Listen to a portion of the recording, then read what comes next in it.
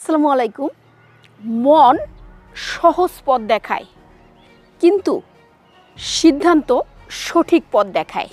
একটি সঠিক সিদ্ধান্তই আপনার বিশ্বজয়ের চাবিকাঠি। সিদ্ধান্ত নেওয়া যন্ত্রণাদায়ক হলেও তা মানুষকে মুক্তি দিতে পারে।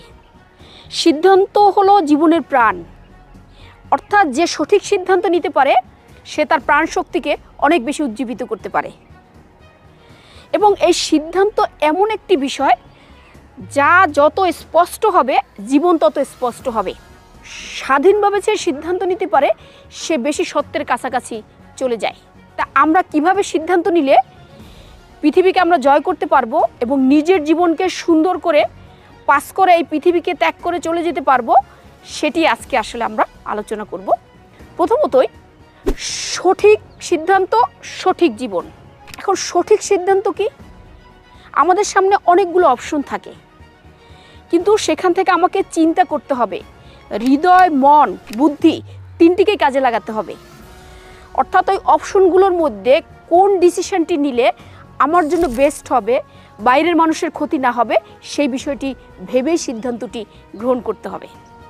কারণ কি, যে মন এবং হৃদয় যখন কোনো সিদ্ধান্তে সায় দেয় এবং বুদ্ধি যখন সেটাকে সঠিক বলে, সেটি সঠিক সিদ্ধান্ত, আর এটি সঠিক জীবন। কারণ কি, মানুষ সবসময় স্বাধীন, সে স্বাধীনভাবে তার সিদ্ধান্ত নিতে পারে।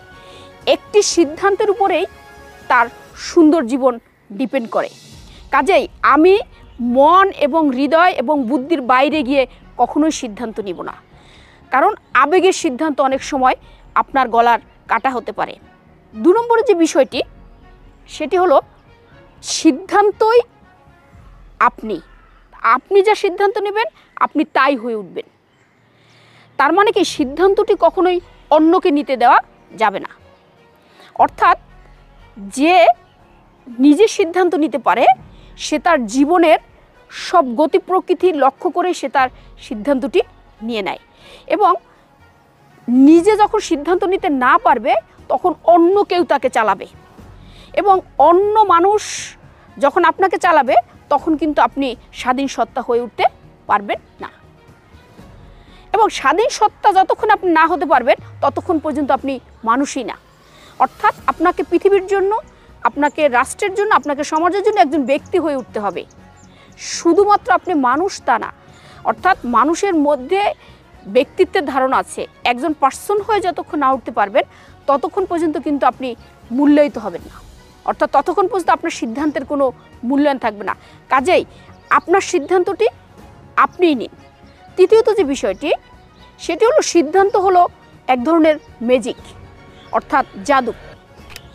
সিদ্ধান্ত হলো এমনই একটি বিষয় যা সাধারণ মানুষকে অসাধারণ মানুষে পরিণত করে, সাধারণ জায়গা থেকে মানুষকে অসাধারণ জায়গায় নিয়ে যায়, প্রজা থেকে মানুষকে রাজায় পরিণত করে, রাজা থেকে প্রজায় পরিণত করে।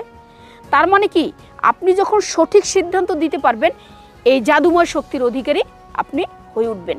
অর্থাৎ আপনি একজন সাধারণ মানুষ থেকে এমন একটা অবস্থান আপনি দখল করবেন যা একেবারেই চিন্তার মানুষের বাইরে ছিল। তার মানে কি, ডিসিশনটি যদি সঠিক হয় তাহলে সেটি এক ধরনের আধ্যাত্মিক পাওয়ারের মতো মনে হয়। তার মানে কি, আধ্যাত্মিক পাওয়ারও মানুষ অর্জন করে তার সঠিক ডিসিশনের মধ্য দিয়ে। 4 নম্বরে যে বিষয়টি, সিদ্ধান্ত মানুষকে চালকের আসনে বসায়। অর্থাৎ যে নিজেকে না চালাতে পারে সে কিন্তু অন্যের দাসে পরিণত হয়। তা আপনি দাস হবেন না মালিক হবেন সেটি আপনার সিদ্ধান্ত। কাজেই আপনি চালকের আসনে থাকুন সিদ্ধান্তের ক্ষেত্রে, কখনোই অন্যকে দিয়ে নিজেকে চালাবেন না। পঞ্চমত যেটি, সিদ্ধান্তই হলো আসলে স্বাধীনতা। অর্থাৎ যে ব্যক্তি সিদ্ধান্ত নিতে পারে না সে আসলে পরাধীন। একটি স্বাধীন সিদ্ধান্ত মানুষকে তার সত্যের কাছাকাছি নিয়ে যায়, তাকে স্পষ্টতা দেয়। অর্থাৎ জীবনে স্পষ্টতা পেতে হলে আপনাকে সঠিক সিদ্ধান্ত নিতে হবে, এবং রাইট কি রং সেটি আপনি মন এবং আপনার বুদ্ধিকে প্রশ্ন করুন এবং দেখবেন যে সঠিক সিদ্ধান্ত বেরিয়ে আসছে। সিদ্ধান্ত মূলত হলো মানুষ নিতে নিতে অভ্যস্ত হয়ে যায়। অর্থাৎ আপনাকে সিদ্ধান্ত নেওয়া আস্তে আস্তে শিখতে হবে। এটি একটি অভ্যাসের ব্যাপার, যে যত বেশি সিদ্ধান্ত নিতে থাকবে তার সিদ্ধান্ত তত বেশি মৌলিক, সুন্দর, পাওয়ারফুল হবে।